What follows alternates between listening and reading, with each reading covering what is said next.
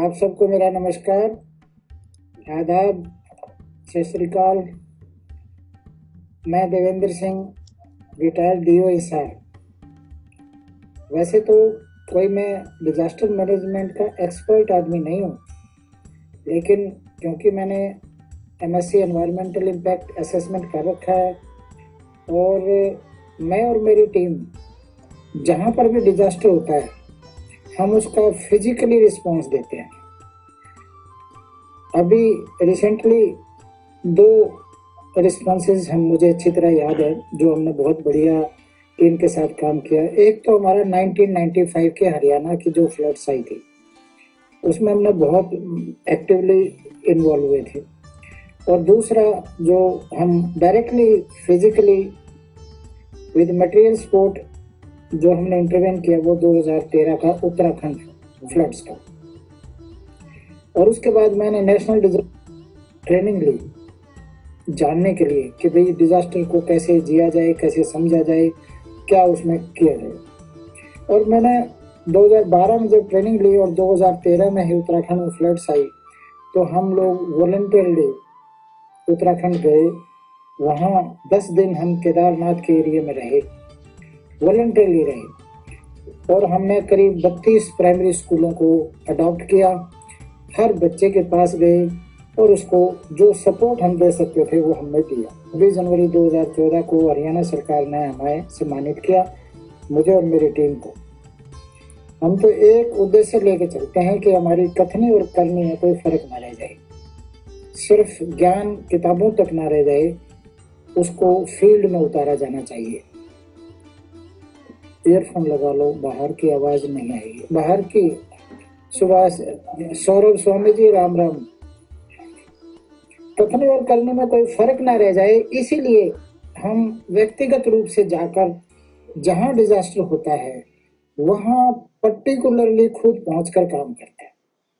देखिए जरा, डिजास्टर को कि बिना डिजास्टर के हमारी पृथ्वी ही नहीं बन सकती थी और ना ही हम हो सकते। डिजास्टर से ही जीवन की उत्पत्ति हुई है।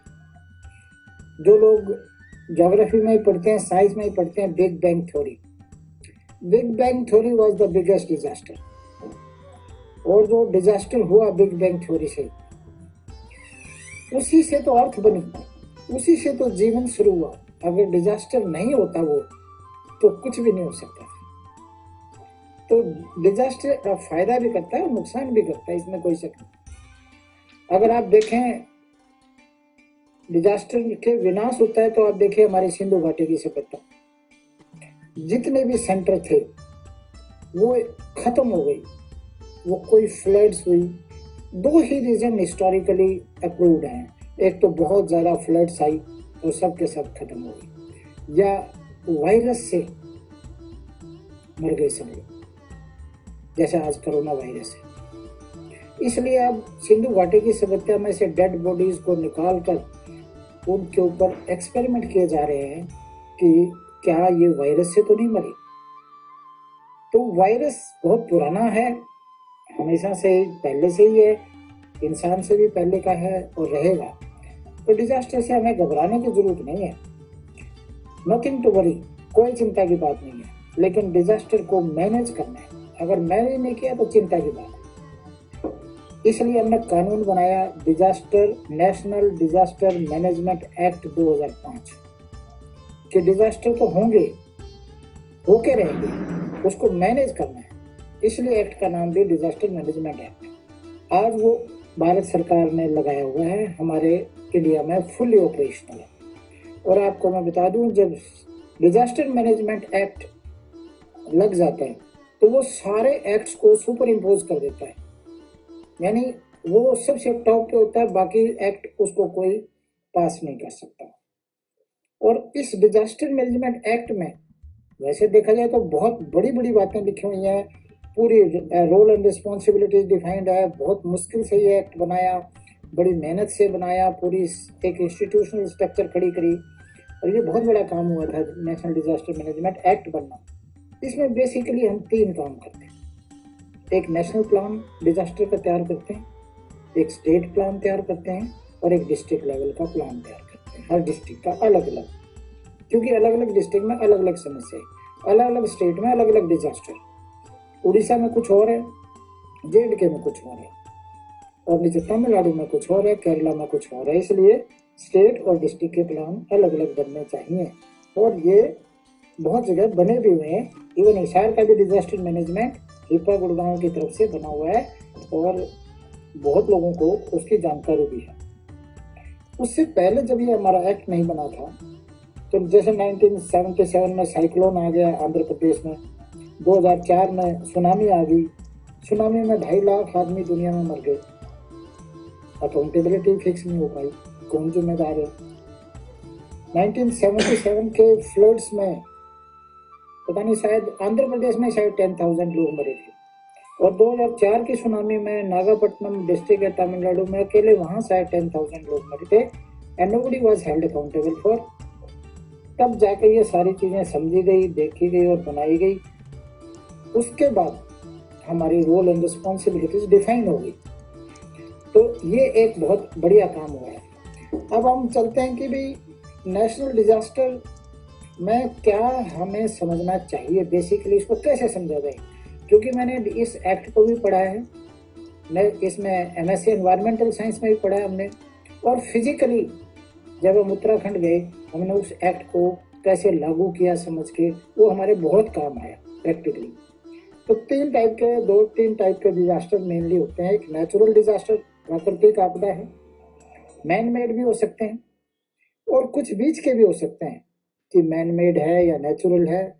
जैसे कोरोना का ही है, अभी तक हम फैसला नहीं कर पाए कि ये नेचुरल है कि मैन मेड है। नेचुरल डिजास्टर क्या है, जरा इसको हम एक बार हल्का सा समझ लें, उसके बाद हम आगे बात करेंगे। अर्थक्वेक है, फ्लड्स है, सुनामी है, फॉरेस्ट फायर है, पेंडेमिक है, टिड्डी के दल का हमला भी है, और भी बहुत सारे डिजास्टर है जो नेचुरल होते हैं, जिनको कि हम रोक नहीं सकते।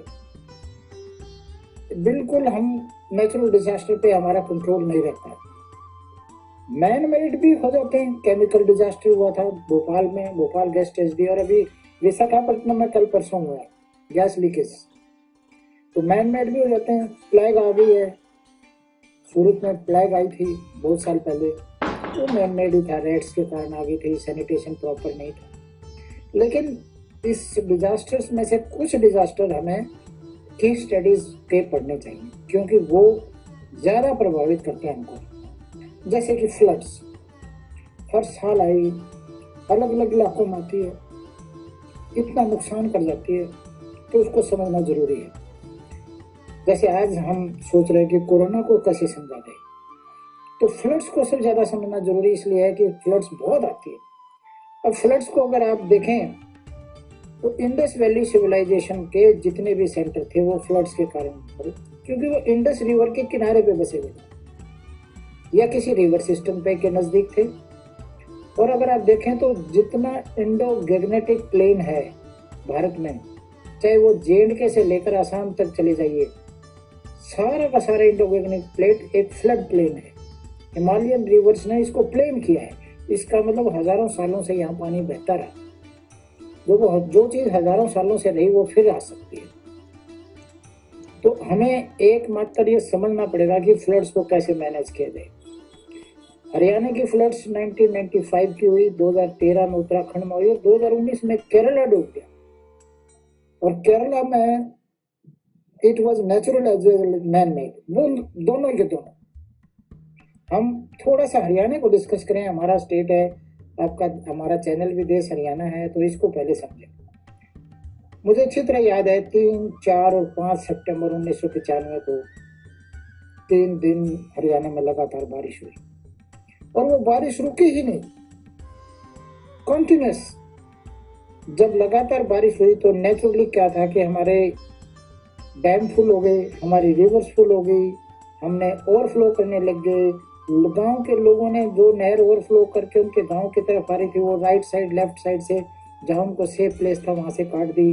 नेक्स्ट गांव में पानी चला गया, उन्होंने काट दी। मुझे अच्छी तरह याद है कि हिसार के अंदर नरवाना और बरवाला और हिसार तक पानी एक दूसरे गांव के काटते काटते पहुंचा है, क्योंकि वो गांव डूब रहा था, वो अपने आप को सेव करना था। तो बड़े चैलेंज आ गया कि हमारा रिवर सिस्टम ही हमें डुबो रहा है और ह्यूमन इंटरवेंशन से डुबो रहा है। तो हमने फैसला किया कि भाई हमें तो मैनेज करना है इसको। उस टाइम कोई एक्ट नहीं था, फिर भी हमने 3 डिस्ट्रिक्ट्स को चुना, हिसार, जींद और थोड़ा सा चरखी दादरी। हिसार में हमने एक सेंटर लगाया कि भाई खाना बनाना जरूरी है, उस टाइम किसी को आइडिया नहीं था। जींद में सारा हमने मेडिसिन का काम किया, मेडिसिन सप्लाई करी, सामूहिक प्रयास है ये। और चरखी दादरी में हमने ड्राई राशन यहाँ से अरेंज करवाया। अब सवाल ये उठता है कि हरियाणा की फ्लड से हमने क्या सीखा। 1/3 of Haryana was under water, 1/3। और महम का इलाके में तो काफी किलोमीटर तक वो अगले 5 साल तक सॉइल में पानी रहा, खेती नहीं हो सकी। लेसन देखिए क्या, हमें पानी को रास्ता देना पड़ेगा, तो हमें लो लाइन एरियाज आइडेंटिफाई हुए 1995 के फ्लड से कि पानी का रास्ता ये है, तो हमें वो चैनल वहां पर देना पड़ेगा पानी को। फिर आ गया तो फिर दिक्कत करेगा। दूसरा हमें ये सीखना पड़ा कि हरियाणा में हम बाढ़ का सोच भी नहीं सकते थे, तो एडमिनिस्ट्रेशन को और पब्लिक को कैसे रिस्पॉन्ड करना है, ये चीज हमें समझ में आई 1995 के फ्लड से। पब्लिक हमेशा तैयार रहती है, लेकिन पब्लिक को लीडर नहीं मिलता, और पब्लिक को हमें पता नहीं चलता कि भी पब्लिक को क्या किया जाए, उनको एक साइंटिफिक लीडरशिप नहीं मिलती। और मुझे याद है कि उस टाइम हमें मिलिट्री के साथ लेना पड़ा है, कि मिलिट्री को बुलाना पड़ा कि भाई इतने ज्यादा फ्लड्स आ गए। हमारे बैंक डूब गए लोअर सेक्शन में। बैंक का मेजर काम फर्स्ट फ्लोर पे होना चाहिए कि बाढ़ अगर 10 फुट तक भी आती है तो बैंक के सेफ और बैंक के कागज बचे नहीं। बैंक डूब गया तो बहुत कुछ डूब जाएगा। मेडिसिन की इतनी कमी हो गई थी, मुझे याद है 95 में, कि बुखार और दस्त की गोलियां नहीं मिल रही थी। मेरे गांव के अंदर करीब करीब 10 फुट पानी था 33 डेज। और जब मैं गांव गया 95 में जींद डिस्ट्रिक्ट में, तो हर गांव मेरे गले तक पानी था जब हम गांव में गए, और हर व्यक्ति बीमार था। सब बच्चे, औरतें, बूढ़े, सबको पानी साफ मिला नहीं, और डायरिया और बुखार सबको। और सिर्फ 2 ही गोली लेके गए थे हम, बुखार और दस्त की, और सारे गांव को जरूरत थी। और कोई सरकार का आदमी नहीं पहुंच पा रहा था, बीच में बहुत सारा पानी था, कोई बोट सिस्टम नहीं था, कोई प्रिपरेशन नहीं थी। तो हमें ये दिक्कत आने लगी। हमें ये समझ में आने लगा कि बोट चाहिए गांव में, खासकर उन गांव में जहां पर लो लाइंग एरियाज है, पानी ऊपर से नीचे आता, उन गांव को बोट खरीदनी पड़ेगी, सरकार को देनी पड़ेगी, ताकि वो मजबूरी में अपने अरेंजमेंट कर सके। जब मैं मेरे गांव में गया पानी दवाइयाँ लेकर, तो मुझे गांव वालों ने बताया कि यहाँ कोई नहीं आया। और उस टाइम पर मैंने एक चीज देखी कि महिलाओं की एक वुमेन एम्पावरमेंट जो थी, वो वाकई थी कि सब कुछ गीला हो गया, घर गीले, गैस थी नहीं उस टाइम पर ज्यादा, वुड गिल्ली हो गई, गोसे भी गिल्ले हो गए, तो खाना कैसे बनाया? क्या उन्होंने मैनेज किया होगा अपने सिस्टम को, कि फ्यूल सिस्टम को, कि वहां लोगों को खाना जरूर मिल रहा था। नहरों के नीचे से साइफन थे, अंग्रेजों के बनाए हुए। हमारे गांव की नहर में साइफन था, हमें पता ही नहीं था। और जब आदमी एक नहर के इधर खड़ा था, तो वो नीचे नीचे से निकल के ऊपर दूसरी तरफ निकलाया, तब हमें पहली बार पता चला कि नहरों के नीचे भी साइफन होते हैं, और जो बड़े आरामी से निकल जाते हैं। तो हमें फ्लड्स को हरियाणा में जो हुआ, उसको बहुत विलेज लेवल तक की मैनेजमेंट को लेना पड़ेगा, बोट को अरेंजमेंट करना पड़ेगा, मेडिसिन को स्टोर करना पड़ेगा, गांव के चारों तरफ बांध बनाने पड़ेंगे, और साफ पानी का कोई अरेंजमेंट करना पड़ेगा कि जब अगर पानी 5 से 10 फुट भी आ गया तो क्लीन वाटर कैसे मिलेगा। कोई हाई लेवल पे टंकी, हाई हाइट पे ज्यादा बढ़ा के गांव की कोई लाइन सिस्टम का, हमें इरिगेशन को और पब्लिक हेल्थ को ये तैयार करना पड़ेगा कि हमें पानी तो साफ देना पड़ेगा, नहीं तो जो लोग अंदर बसे वो सारे के सारे बीमार हो जाएंगे, उनमें से कोई वो रहेगा नहीं। अब मैं थोड़ा सा सेकंड पॉइंट फ्लड्स पे इसलिए जोर दे रहा हूँ कि मैंने फिजिकली नजदीक से लोगों को देखा। उत्तराखंड में 2013 में भयंकर बाढ़ आई है, आपने भी देखा होगा। ये उत्तराखंड का लेसन हमारे लिए बहुत बड़ा लेसन था। कि वहाँ 15 जून, 16 जून, 17 जून और 18 जून 2013 को नॉन स्टॉप रस्सा बारिश बोलते हैं उसको, रस्से की तरह बारिश आई और सब कुछ डूब गया। अलकनंदा नदी फुल, मंदाकिनी नदी full, Ganga river full, Yamuna full, Haridwar में बॉडीज आ रही थी, कैली डैम फुल। और जब हम गए वहां पर हम जान की बाजी लगा के गए थे क्योंकि सड़क भी तैयार नहीं थी। और 10 दिन हम केदारनाथ के इलाके में रहे, 32 स्कूल्स में गए। और जब मैंने वहाँ टेरी डैम के पास में पहुंचा श्रीनगर और रुद्रप्रयाग में, मैं देखता हूँ कि टेरी डैम फुल है। अगर अब बारिश आ गई और टेरी डैम को खोल दिया तो आप अंदाजा नहीं लगा सकते कि पानी की मार शायद मेरठ और उत्तर प्रदेश, वेस्टर्न उत्तर प्रदेश पूरा चपेट में आ जाता। तो हमें ये भी देखना पड़ेगा कि डिजास्टर को जब ये डैम्स फुल हो जाएंगे तो हमें दिक्कत कैसे मैनेज करनी है। मैंने देखा कि रुद्रप्रयाग श्रीनगर में कि तीसरी और चौथी मंजिल पे बोट चल रही थी। और जब हम गांव वालों से पूछा हमने उत्तराखंड में, तो कहते 3 दिन हम पहाड़ पे बैठे रहे। आप इमेजिन करिए, पूरा गांव 3 दिन पहाड़ पे बैठा है, खाने के लिए कुछ नहीं। और सामने अलकनंदा नदी जिसका कि डायमीटर 3 से 4 किलोमीटर। और मैं घर में गया ITI में, घर में और ITI की 2 मंजिल थी। मैं 2 मंजिल ऐसी थी जैसे मेरे पैर के नीचे, यानी पूरी की पूरी रेत से भरी हुई। फ्लड्स ये चीज होती है जिसने नहीं देखा हो नजदीक से। 1000 बच्चे पढ़ते थे उस ITI में। अब मुझे नहीं मालूम उस टाइम वो थे या नहीं, लेकिन अगर होंगे तो कोई नहीं जिंदा बचा होगा। अब इम्पैक्ट क्या हुआ जरा उत्तराखंड के फ्लड्स का देखिए। मैंने एक डिस्ट्रिक्ट को समझा, रुद्रप्रयाग, जहाँ सबसे ज्यादा नुकसान हुआ। 198 स्कूल्स बह गए एक डिस्ट्रिक्ट के, पूरे वॉश आउट हो गए। अब आप देखिए 98 स्कूल्स अगर बह जाए तो वो बच्चे कहाँ जाएंगे। सारी रोड्स डिस्ट्रॉय हो गई, ट्रांसपोर्टेशन खत्म हो गया, ब्रिजेस टूट गए उनके, डेड बॉडीज फ्लोट हो रही थी, कम्युनिकेशन पार्शली कट गया था, सब्जियों की सप्लाई बंद हो गई थी। 3-3 महीने सिर्फ नमक और रोटी खा रहे थे बच्चे।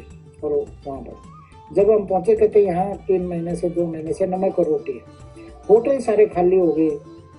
4 धाम की यात्रा वहां होती थी, केवल उसी से वो 4 महीने कमाते थे, 8 महीने खाते थे, यानी साल भर का उनका खाने पीने का सिस्टम खराब हो गया, जिसके कारण हजारों लोगों को माइग्रेट करना पड़ा। आप अंदाजा लगाइए कि माइग्रेट करना पड़ा, छोटी बात नहीं है।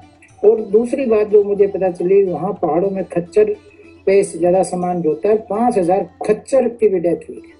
जिन घरों का काम खच्चर से चलता था उनका रोजगार खत्म हो गया। और वो बहुत सारे बच्चे जो उसी पे डिपेंडेंट थे, उनके घर में क्या दिक्कत रही होगी, मानव संवेदना उनको खाने पीने के लिए क्या करना पड़ा होगा। बहुत बहुत ही बुरी त्रासदी थी।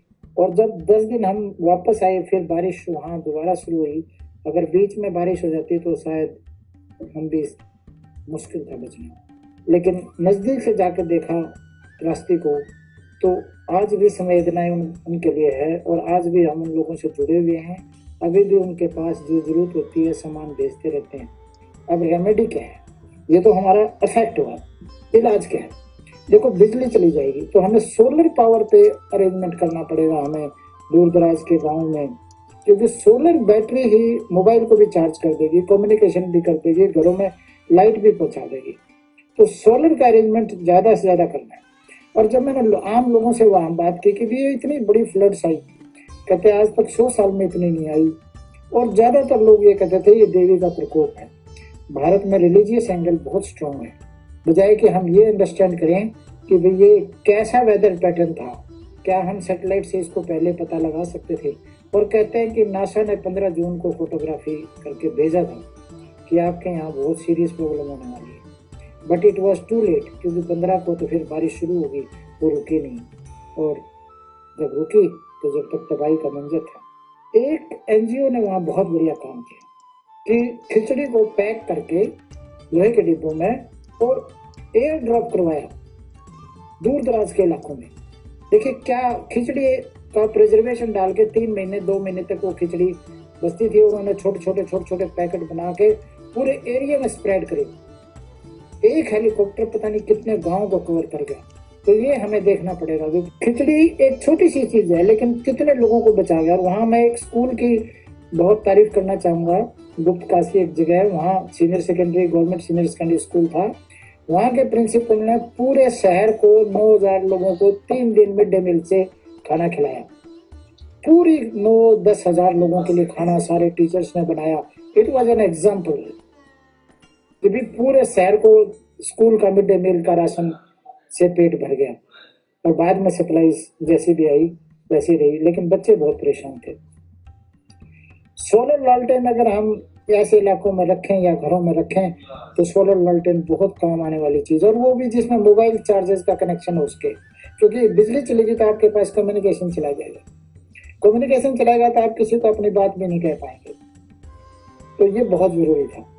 रिवर्स में अर्ली वार्निंग सिस्टम लगा है उत्तराखंड में उसके बाद, कि जहां से केदारनाथ से रिवर मंदाकिनी रिवर या अलकनंदा उधर आसपास से निकलती है, उसमें वार्निंग सिस्टम लग गया कि जैसे ही पानी का लेवल इससे जाएगा आगे आगे आगे इन्फॉर्मेशन चली जाएगी कि पीछे से इतने हाइट पे पानी आ रहा है, आप ये रास्ता छोड़ दीजिए। ह्यूमन कैजुअलिटीज बच जाएंगी जो हम पहले नहीं कर पाए थे। तो ये बड़ा हमें रेमेडी भी मिली इसमें। एक गलती लोगों से हुई कि लोगों ने अपने घर नदी के बीच में या बिल्कुल नदी के किनारे बनाए हुए थे। मैंने मंदाकिनी रिवर का 70 किलोमीटर का एरिया रुद्रप्रयाग से केदारनाथ के पास तक मैं गया, पूरी नदी को मैंने देखा। लोगों ने बहुत नजदीक नदी के घर बनाए हुए थे, नदी से थोड़ा दूर बनाने चाहिए, लेकिन उन्होंने, मैंने पूछा क्यों बनाए, तो ज्यादातर का ये कहना था कि सर 100 साल में ऐसा कभी नहीं हुआ, इतनी बारिश कभी नहीं आई, इतना पानी कभी नहीं आया, लेकिन आ सकता था। अब वो सारे घर जो नजदीक थे वो सब तबाह हो गए। हमें डिजास्टर मैनेजमेंट की बातों को समझकर लागू भी करना पड़ेगा, और एनडीएमए के अंदर ये सब लिखा हुआ है। वहां पर जब हम गए तो मैं एक तारीफ करना चाहूंगा, बॉर्डर सिक्योरिटी फोर्स बीएसएफ की एक बटालियन थी, उसने जो काम किया वो एग्जाम्पलरी था, वॉलंटरी था। 2 पहाड़ों के बीच में एक ब्रिज था, वो ब्रिज टूट गया और एक पूरा शहर उस पहाड़ पे था और एक पूरा शहर इस पहाड़ पे। आप देखिए बीएसएफ ने एक टेम्परेरी पुल बनाया, रोजाना 1,000 आदमियों को इधर से उधर क्रॉस कराते हैं, टेम्परेरी सस्पेंशन ब्रिज। अगर वो ब्रिज नहीं होता तो उन लोगों की जिंदगी तबाह हो जाती, और 1,000 लोगों को खाना भी खिलाते थे बीएसएफ वाले, वॉलंटरी कह रहा हूं मैं। ये बॉर्डर सिक्योरिटी फोर्स के कमांडेंट साहब थे वहाँ, और हम थे, और कोई था ही नहीं वहाँ उस इलाके में। तो जब हमने देखा कि इतना गजब का काम बॉर्डर सिक्योरिटी फोर्स ने अपनी तनख्वाह से किया है, तो I think my salute for BSF people. और जुनून था उनके मन में, और जुनून के बिना कुछ होता भी नहीं। और मैं एक चीज, पुरानी पिक्चरों का गाना मुझे याद आ रहा है कि लोगों को समझ में नहीं आता कि ये ऐसी चीजें गलतियां क्यों करते हैं। कहते हैं सब कुछ लुटा कर होश में आए तो क्या हो, जब सब कुछ लुट गया फिर कहो कि भाई अब हम क्या करें, तो फिर कोई फायदा नहीं। एडवांस काम करना पड़ेगा, समझना पड़ेगा। और फिर वहां हमारे रहते रहते एक जापानीज टीम आई, 60 यंग बच्चे आए वहां पर, और वो जापान में क्योंकि अर्थक्वेक बहुत आते हैं, तो उन्होंने अर्थक्वेक के प्रोन हाउसेज बना के दिखाए, 2 रूम सेट, कि आप ऐसे घर बनाइए कितना भी बड़ा अर्थक्वेक आएगा आपका घर नहीं गिरेगा, जिसकी टेक्नोलॉजी हमें नहीं मालूम है। तो इंटरनेशनल कोऑपरेशन बहुत जरूरी है, खासकर उन इलाकों में जहां डिजास्टर होते रहते हैं। अब जरा हम कोरोना 2019 कोविड-19 की बात करें, क्योंकि आज हमारे दिल और दिमाग पे ये छाया हुआ है।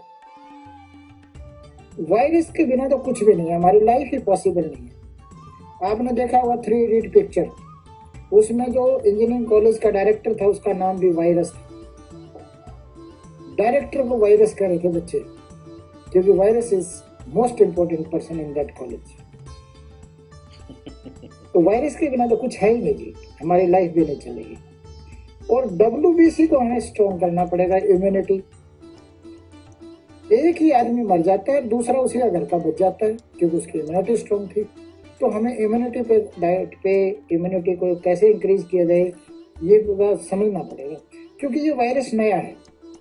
कोविड-19 इज अ न्यू वायरस, इसके बारे में हमने कोई स्टडीज नहीं कर रखी, कोई आइडिया नहीं है, कोई वैक्सीन नहीं है, कोई मेडिसिन नहीं है, सेल्फ आइसोलेशन ही बचा है। उससे क्या होगा? लोगों का हुक्का पानी बंद हो गया जी।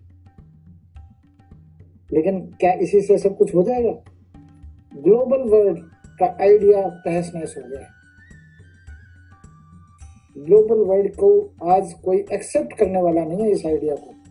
सेल्फ रिलायंस पे पूरी दुनिया की इकोनॉमी चल जाएगी, और भारत की पॉलिसी थी 1970s में सेल्फ रिलायंस, डिक्लेयर्ड पॉलिसी, और बाद में हम उसको ग्लोबलाइज वर्ल्ड के एंगल पे ले गए। आज हम दोबारा शायद हमें सेल्फ रिलायंस पे आना ही पड़ेगा।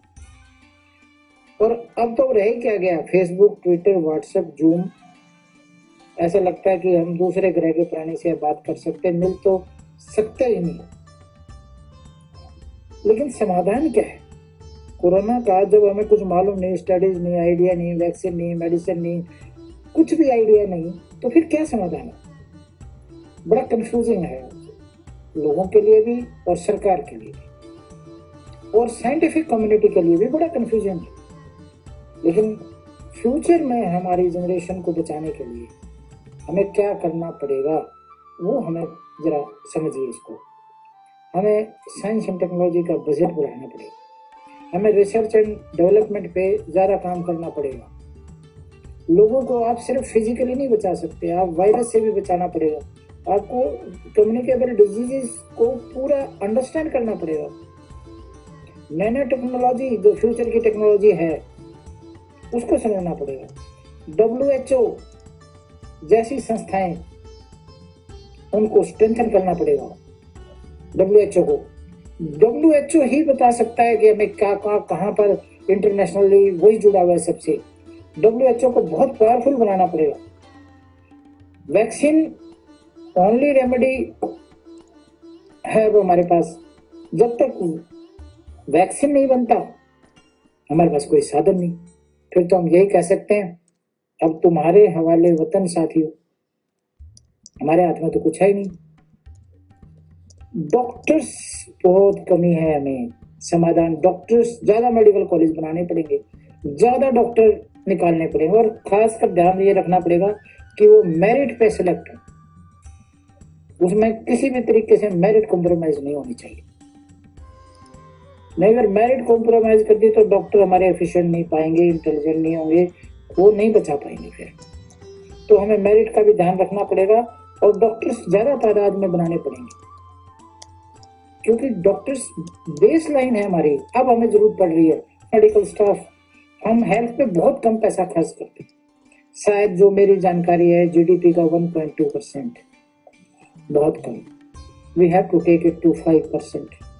एडवांस कंट्रीज तो 8 to 9% ऑफ GDP हेल्थ पे खर्च करते हैं।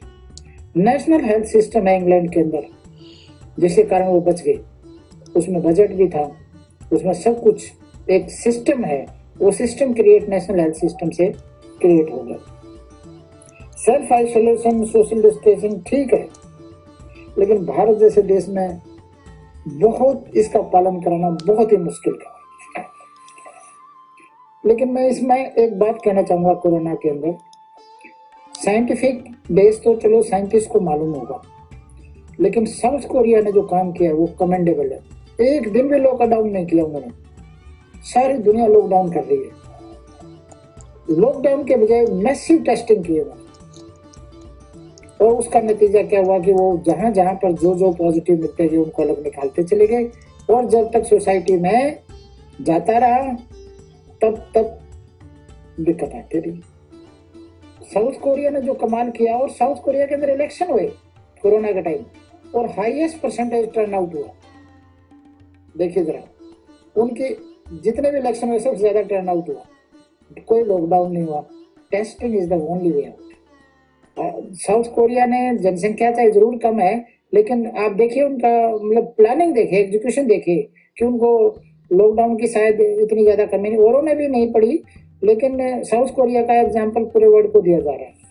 केरला का देख लीजिए, इंडिया के अंदर बेस्ट लिटरेट स्टेट है, उनकी बेस्ट प्रिपरेशन थी, जबकि सबसे पहला केस केरला में आया था कोरोना का 31 जनवरी, लेकिन उन्होंने ऐसा मैनेज किया। आज आप देखेंगे तो उनके 2 या 3 या 4 आदमी ही निकलते हैं पॉजिटिव डे के, और बाकी जगह कितने निकलते हैं। तो और उन्होंने जो उनकी 95% या 98% की रिकवरी रेट है, कैसे केरला ने इसको मैनेज किया, क्या विजन किया। और उनके यहाँ लिटरेसी फैक्टर भी है कि लोग अवेयर हैं, लोग अवेयर हैं, तो अवेयर हैं तो उसका फायदा भी होगा, लोगों को समझाना भी आसान होगा। समाधान निकालने के लिए नेशनल डिजास्टर मैनेजमेंट एक्ट को समझकर काम करना पड़ेगा, बजटिंग करनी पड़ेगी, उसकी प्रोग्रामिंग करनी पड़ेगी। हर डिस्ट्रिक्ट में national disaster management centre, training centre खोलने पड़ेंगे हमें। पूरी जनता को डिजाइन करना है, अवेयर करना है। स्कूलों में इसका मंथली रिहर्सल होना चाहिए। मैंने इस हार में जब डिस्ट्रिक्ट एजुकेशन ऑफिसर था, मैंने 5 स्कूल्स में इसको पूरी ट्रायल की थी। हमने पुलिस के साथ, डॉक्टर्स के साथ, डेंटिस्ट के साथ, और जो डेड बॉडीज को कैसे डिस्पोज ऑफ करना है, लोगों को कैसे बचाना है, वो हमने 3-3 घंटे की पूरी डाइट में मातृशा में एक बहुत बड़ी एक्सरसाइज हमने पूरे एडमिनिस्ट्रेशन ने फायर ब्रिगेड के साथ की। उससे बच्चों को पता चला कैसे बचना है अगर अर्थक्वेक आ गया तो इस तरह की एक्सरसाइजेज हमारे स्कूल, कॉलेजेस और डाइट में होनी चाहिए। एक चीज़ मैं कोरोना के केस में कहना चाहता हूँ कि हमारे मजदूर, डॉक्टर, पैरामेडिकल स्टाफ, पुलिसमैन, सफाई वाले, इनका तो गजब काम किया है। आई थिंक बिना कोई ज़्यादा प्रिपरेशन के सब लोग जान हथेली पे लेके और जुट गए।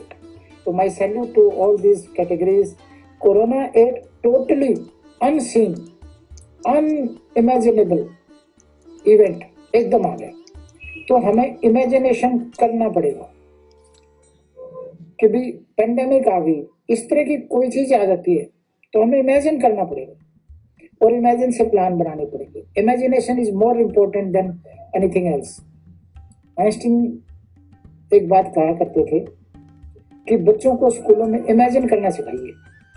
Knowledge is a very small part, let them imagine something, तभी जाके वो कोई विजन बना पाएंगे। तो इमेजिन करना सिखाइए। क्लासरूम में भी हफ्ते में एक पीरियड ऐसा होना चाहिए जहां बच्चे क्वेश्चन पूछेंगे और teachers only have to answer, और वो कोई सिलेबस से संबंध नहीं होना चाहिए। वो बच्चे की जिज्ञासा पे होना चाहिए कि क्या चीज हो सकती है, क्या क्वेश्चन होते हैं। उससे थॉट प्रोवोकिंग पीपल डेवलप होंगे, और सरकार के एडवाइजर भी वही होने चाहिए, थॉट प्रोवोकिंग पीपल जो कुछ विजन रखते हो। और ये करना पड़ेगा जी। अगर अब नहीं कर पाए इतना भयंकर त्रासदी के बाद, तो ये हमारी बहुत बड़ी भूल होगी। निष्कर्ष क्या निकाला? एक तो इमेजिनेशन करना पड़ेगा, और वो लोग इंटेलिजेंट लोगों को एडवाइजर लगाना पड़ेगा। राम भरोसे नहीं रहना पड़ेगा। राम भरोसे रहे तो दिक्कत आ जाएगी। अंधविश्वास और पाखंड से बचना पड़ेगा। अब हमें क्या करना पड़ेगा इसके लिए? Average leadership is a complete failure.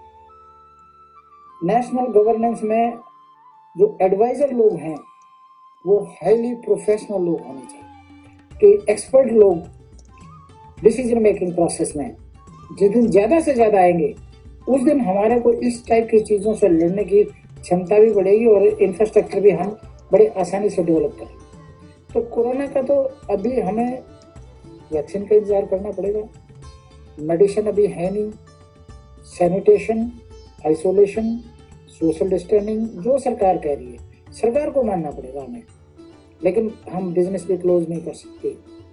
हमारे इंडिया के अंदर अराउंड आप मान के चलिए शायद 15 से 20 करोड़ लेबर फोर्स है, उसको हम उसके हाल पे नहीं छोड़ सकते। हमें उनको लाना ही पड़ेगा, हमें कोरोना के साथ उनका ध्यान रखना ही पड़ेगा। अगर लेबर खत्म होगी तो देश वैसे ही खत्म हो जाएगा, हम कुछ भी नहीं कर पाएंगे, चाहे एग्रीकल्चर हो चाहे इंडस्ट्री हो। हमारा तो लेबर इंटेंसिव देश है, और जब हम इसको सेल्फ रिलायंस पॉलिसी पे लाएंगे, ग्लोबलाइज वर्ल्ड तो चेंज होगा, कोई रोक नहीं सकता। और सेल्फ रिलायंस पे आते ही सारा काम मैनुअल चीज़ों पे धीरे धीरे हमें ज़्यादा लोगों की जरूरत पड़ेगी, और ज़्यादा लोगों की जरूरत पड़ेगी तो लेबर फोर्स उसमें बहुत बड़ा है, तो हमें उनको किसी भी तरीके से बचाना भी पड़ेगा, उनको रिलीफ मेजर्स भी देने पड़ेंगे, उनको बैक पे भी लाना पड़ेगा और पूरा विश्वास भी लाना पड़ेगा। एक चीज़ मेरे दिमाग में आ रही है कि जी अर्थक्वेक, मैं पीछे काफ़ी दिनों से पढ़ रहा था तो लोग ये कह रहे थे कि हिमालयन रीजन में एक बड़ा अर्थक्वेक ड्यू है, बहुत बड़ा, और शायद भारत सरकार को भी रिपोर्ट है, और जितने भी सेस्मोलॉजिकल सोसाइटीज हैं वो भी ये रिकमेंड कर रही हैं, क्योंकि यूरोप की और एशियन प्लेट हिमालय के अंदर है, और प्लेट के अंदर गड़बड़ी होती रहती है। और जो प्लेट्स हिलती हैं तो नेचुरली अर्थक्वेक आते हैं। हमने देखा 1991 में उत्तरकाशी में आया, 93 में लातूर महाराष्ट्र में आया। महाराष्ट्र में हम सोच सकते थे कि हमारा डेक्कन प्लेटू बिल्कुल सेफ है, वहाँ कोई प्लेट्स का मूवमेंट नहीं है, वहाँ कोई अर्थक्वेक नहीं आएगा।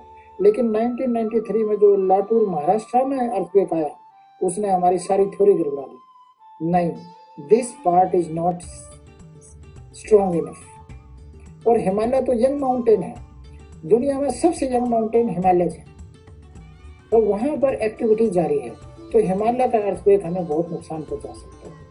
तो अब आप देखिए 2001 में गुजरात में आया, भुज में कितना नुकसान कर गया, 5 में कश्मीर में आया, 2005 में, 9 में नेपाल में आया, और 2020 के आसपास 20, 21, 22 में अगर कोई बड़ा अर्थक्वेक आ गया तो हमें उसकी तैयारी करनी पड़ेगी। तैयारी अर्थक्वेक की करनी ही पड़ेगी। अब कैसे की जाए, उसको प्रिडिक्ट तो किया नहीं जा सकता, अर्थक्वेक को हम प्रिडिक्ट नहीं कर सकते, उसके आफ्टर दैट ही मेजर ले सकते हैं। प्लानिंग में क्या करना चाहिए, इंफ्रास्ट्रक्चर डिस्ट्रॉय हो जाएगा, रोड कट जाएंगे, ब्रिजेस टूट जाएंगे, फूड सप्लाईज निकल जाएगी, हाउसेस डैमेज हो जाएंगे, कम्युनिकेशन सेटअप अल्टरनेट करना पड़ेगा। ये सारी चीजें हमें ध्यान में रखकर अपनी प्लानिंग और एग्जीक्यूशन करनी पड़ेगी। मान के चलिए कोई साइंटिस्ट कोई बात कर रहे हैं कि अर्थक्वेक आ सकता है, टाइम लाइन चाहे फिक्स ना हो लेकिन आके रहेगा। अर्थ का टेक्टोनिक प्लेट का मूवमेंट को कौन रोक सकता है? तो हमें अभी से उसकी तैयारी करनी पड़ेगी, क्योंकि अर्थक्वेक आएगा तो अपने को क्या क्या स्टेप लेने हैं, कहाँ कहाँ कैजुअलिटी होंगी, कहाँ आपके ऑफिस लगेंगे, मेडिसिन कौन देखेगा, वाटर सप्लाई कौन देखेगा, डेड बॉडीज को कौन डिस्पोज ऑफ करेगा, हेलीपैड कहाँ बनेंगे, क्योंकि ट्रांसपोर्ट रोड ब्रेकेज हो जाएगी तो helicopter can be the only way. तो ये चीजें साथ के साथ हमें गैस कटर चाहिए बिल्डिंग गिरने के बाद, लोगों को सेफ बिल्डिंग से नीचे से निकालने के लिए गैस कटर चाहिए। मुझे याद है कि 2001 में जब गुजरात में अर्थक्वेक आया तो स्विट्जरलैंड की team with in 24 hours Ahmedabad पहुंच गई थी गैस कटर्स के साथ, डॉग स्क्वाड के साथ, कि वो पत्थर काटेंगे कैसे, गैस कटर ही होते हैं वो, बिजली तो होती नहीं, गैस से चलते हैं वो। कमाल की रिस्पॉन्स फोर्स थी उनकी, पूरा जहाज भर के अहमदाबाद पहुंच गया था। दिल्ली से कैसे पहुंचे, दिल्ली तक तो आए थे, लैंड किए थे, लेकिन वहां जाके उन्होंने बहुत लोगों की जिंदगी बचाई थी। ऑक्सीजन सिलेंडर्स की हमें अवेलेबिलिटी करानी पड़ेगी, जेसीबी मशीन्स को डिफरेंट लोकेशन करना पड़ेगा, टेम्परेरी और परमानेंट हेलीपैड्स बनाने पड़ेंगे, कम्युनिकेशन अल्टरनेट देखना पड़ेगा, लोकल रेडियो के जरूर हमारे को सेटअप करने पड़ेंगे, क्योंकि local radio is a most effective weapon during earthquake. टेम्परेज की लार्ज स्केल पे अरेंजमेंट करना पड़ेगा, सैनिटेशन करना पड़ेगा, इलेक्ट्रिसिटी के अल्टरनेट अरेंजमेंट करने पड़ेंगे, चाहे सोलर हो चाहे नॉन सोलर हो। Early warning system aftershocks, early warning system यानी एक बार आ गया दोबारा फिर आएगा तो उसकी वार्निंग का हमें थोड़ा इंतजाम, मेडिकल सप्लाईज, चिल्ड्रन जिनके पेरेंट्स मर गए अर्थक्वेक में या कोई और, उनको अलग से देखना पड़ेगा क्योंकि उनको कोई संभालने वाला नहीं होगा। डेड बॉडीज का क्रीमेशन कौन करेगा? तो अर्थक्वेक का भी बहुत बड़ा एक वो रहता है इशू। पीछे नेपाल में आया, पूरा वर्ल्ड गया, लेकिन फिर भी वो बात नहीं बन पाई। लोकल लेवल पे हमें इस टाइप के स्टोर्स, इस टाइप का अरेंजमेंट, इस टाइप की ड्यूटीज, इस टाइप की ट्रेनिंग और इस टाइप का सारे की सारी प्लानिंग एंड एग्जीक्यूशन की तैयारी करनी पड़ेगी। अगर हम नहीं कर पाए तो हमें इसका प्राइस पे करना है। एक डैम्स के बारे में मैं थोड़ा सा जिक्र करना चाह रहा था कि जो हमारे डैम्स बने हुए हैं, जो हमारे को फ्लड से बचाते हैं और इरिगेशन से बचाते हैं और इलेक्ट्रिसिटी देते हैं, लेकिन अगर किसी अर्थक्वेक में कोई डैम निकल गया, टूट गया, क्रैक आ गया तो क्या होगा? मुझे याद है सुंदरलाल बहुगुणा जी का स्टेटमेंट कि अगर टेरी डैम टूट गया तो हरिद्वार, ऋषिकेश, देहरादून, मेरठ और दिल्ली का बचना मुश्किल है। सुंदरलाल बहुगुणा जी कह रहे हैं, मैं नहीं कह रहा।